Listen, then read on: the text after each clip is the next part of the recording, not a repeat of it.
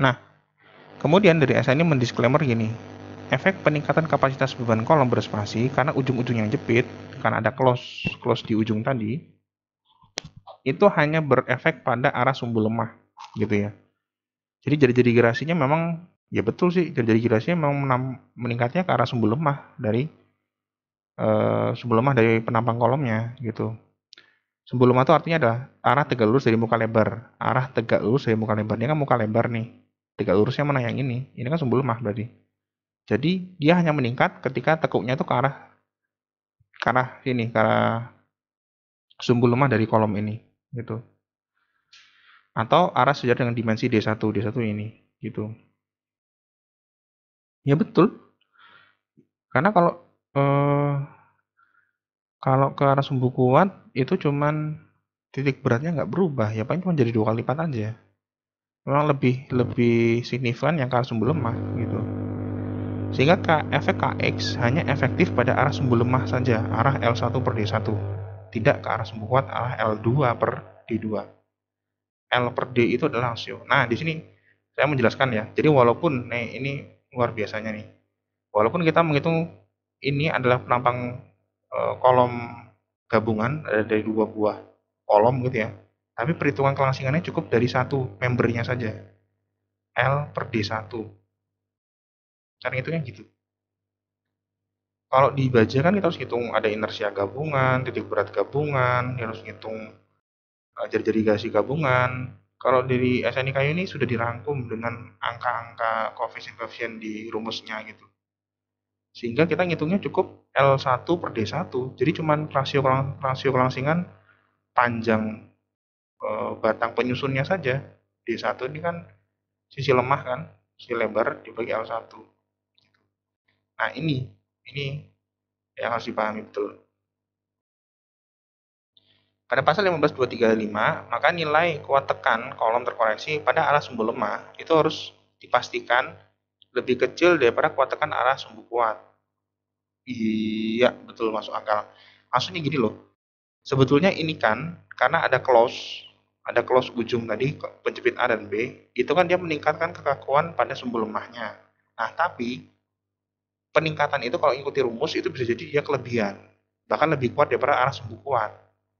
Maka tetap dibatasi, kata SNI, setinggi-tingginya peningkatan kekakuan pada arah sumbu lemah yang ini tetap harus lebih rendah daripada arah sumbu kuat yang ini. Arah sumbu kuat ini. Gitu ceritanya. Maka kuat tekan kolom pada arah sumbu lemah tetap dibatasi tidak boleh lebih besar daripada arah sumbu kuat.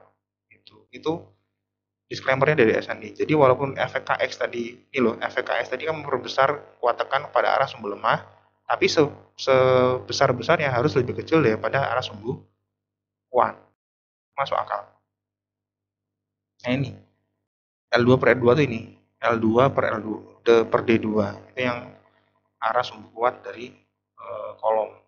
Nah, lagi-lagi ngitungnya cukup satu dari membernya saja. Tidak perlu ngitung inersia gabungan, loss penampang gabungan, jadi gerasi gabungan. Maka sebetulnya kuat tekan itu kan sama dengan kuat tekan terkoreksi yang sebelum kena CP dikali CP, kan gitu. Pada kondisi sumbu lemah, itu harus lebih kecil daripada kuat tekan yang terkoreksi sebelum CP dikali CP pada sumbu kuat. Nah, artinya pembedanya sebetulnya bukan di sini, tapi pembeda di CP-nya ini. Intinya CP sumbu lemah harus dipastikan lebih kecil daripada CP sumbu kuat. Gitu. CP itu faktor koreksi kestabilan kolom. Nah, CP itu unsurnya adalah Euler. Rumus CP tadi ada unsur Eulernya.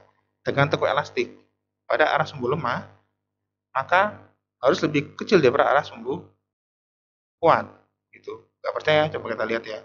Rumus CP itu apa? Rumus CP dari mana? Nah, ini. Rumus CP tadi kan ini. Adanya 2C, tadi kan 0,8. Itu kan konstan, tidak berubah. FC aksen itu kan konstan. Itulah mutu material yang terkoreksi sebelum CP. Berarti kan mau arah sumbu kuat, mau arah sumbu lemah sama. Yang membedakan adalah FCE. tegangan tekuk elastik yang berbeda antara yang sumbu kuat dan sumbu lemah. Gitu. Maka benar tadi, ketika kita mengharuskan nilai CP sumbu lemah harus lebih kecil daripada CP sumbu kuat, maka yang membuat dia lebih kecil itu hanyalah nilai tegangan tekuk elastiknya. Tegangan elastik sumbu lemah harus dipastikan lebih kecil daripada tekuk elastik sumbu kuat. Nah, di sini kalau kalian lihat ada perbedaan. Yang satu ada KX, yang satu nggak ada KX. Gitu. Lah kenapa gitu, Pak? Ini karena tadi, ini loh.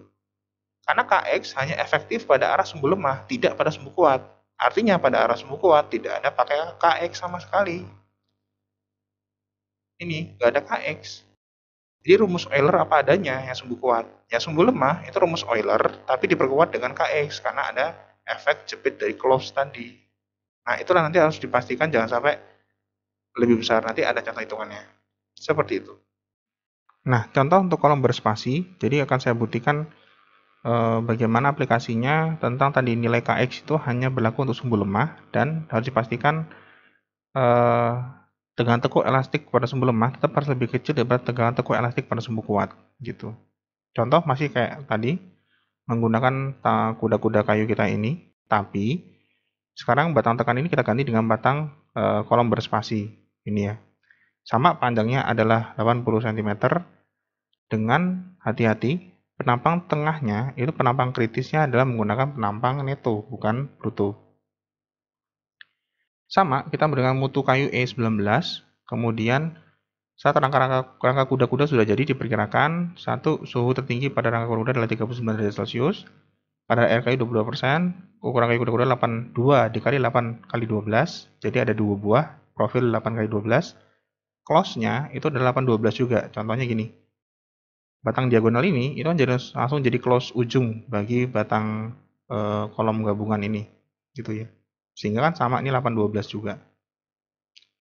Sama seperti sejak tarik kemarin kita mengecek beban pada kombinasi beban HSD atau beban beban sementara. Langkah pertama sama, kita harus cek dulu masalah geometri. Nah, geometri ini ternyata ada batasannya. Kelangsingan dari L1 per D1 berarti kelangsingan pada sumbu lemah L1 per D1 itu tidak boleh kecil dari 80. Kelangsingan pada sumbu kuat L2 per D2 tidak boleh lebih dari berarti tidak boleh lebih dari 80, ini lebih dari 50, dan kelangsingan antar close L3 per D3 ini L3 per D3 itu berarti tebalnya close di D3 itu tidak boleh lebih dari 40 gitu. Kemudian tebal close dengan close ujung tidak boleh kurang dari komponen individual, artinya ya memang betul kayu yang kita pakai buat close tidak boleh lebih kecil daripada kayu yang dipakai untuk profil gabungan. Inilah makna dari yang ini. Tebal close untuk close ujung tidak boleh kurang dari komponen individual kolom. Jadi kalau di sini 812 ya close-nya juga 812 gitu. Nah, ini tadi. Ini kan yang ini 12 cm, ini 8 cm, maka close-nya juga ukurannya ya ini 8 cm, ini 12 cm gitu. Dari kondisi kuda-kuda ini, maka nilai L2 dan L1 sama 80 cm dan 80 cm. Dengan titik close tengah, karena tengah, maka dia 40 cm. Ini jarak dari sini ke sini 40 cm close tengahnya. Kita hitung aja. L1 per D1, ukuran close kayu 812 cm. Kondisi A, 80 dibagi 8. Karena kan 80 cm dibagi L1, kan sama dengan L1 nih. L1 per D1. 80 cm dibagi 8, 10. Kecil dari 80. Oke, masuk. Kemudian L2 per D2. Nah, ini saya salah. Maaf ya, sebentar. Nah, ini sudah saya benarkan. Nah, untuk L2 per D2 berarti kan 80 cm dibagi D2. D2 kan yang dimensi tinggi dari kayunya 12 cm. Maka dia cuma 6,67. Masih lebih kecil daripada 50, maka oke, terpenuhi yang syarat B. Nah, syarat C itu kan dia 40 cm ini. Ini kan jadi dari tengah ke sini kan 40 cm, berarti kan 40 cm dibagi 8. 8 itu adalah tebal close pengisinya. Karena ini ukuran 8 kali 12, otomatis close-nya juga minimal 8 kali 12. 12 yang ke arah sini ya. Gitu. Maka 40 Karena setengah dibagi 8, 5, kecil dari 40, oke. Maka persyaratan A, B, dan C terpenuhi. Gitu. Kemudian, dimensi close tidak boleh lebih kurang dari komponen individual. Maka benar, karena close kita yang ini, close-nya kebetulan adalah batang diagonal, itu ukurannya adalah 8 kali 12. Batang individualnya memang 8 kali 12, sehingga terpenuhi. Dimensi close-nya 8, 12, itu dari batang diagonal, sedangkan 8, 12-nya lagi itu adalah dimensi individu dari satu buah batang tekan yang tersusun. Nah itu ya, itu adalah ngecek A, B, C ini. Terutama sebenarnya yang biasa yang C ini. Pak, kalau C tidak terpenuhi gimana Pak? Lebih dari 40, maka solusinya adalah tambah jumlah close tengah. Close tengahnya nggak cuma satu, tapi bisa jadi 2. Gitu. Agar nilai L-nya, L3-nya itu makin pendek. Kalau L3-nya pendek kan berarti nanti kelangsingannya memenuhi. Itu sebenarnya tujuan yang nomor C. Nomor C itu adalah kita memastikan ngasih close itu jangan terlalu jauh, jangan terlalu sedikit.